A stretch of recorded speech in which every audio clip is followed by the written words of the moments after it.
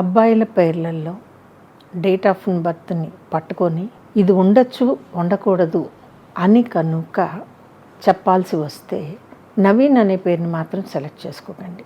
అంటే ఎంతో స్టార్ట్ అయ్యి ఎంతో ఎండ్ అవుతుంది అనే కాకుండా ఇక్కడ అవి అవం దానికి మళ్ళా ఎన్ అదొక రకమైన అర్థం వస్తుందండి. వీళ్ళకి ఫినాన్షియల్గా ప్రాస్పరిటీ ఉండదు, పర్సనల్ లైఫ్లో ప్రాబ్లమ్స్ ఉంటాయి. మీరు నవీన్ని ఎంత కరెక్షన్ చేసినా సరే, ఎంత కరెక్షన్ ఇచ్చినా సరే, మీరు కాన్ఫిడెంట్గా ఎస్ నేను బాగున్నాను అని చెప్పినా సరే నేను నమ్మనండి.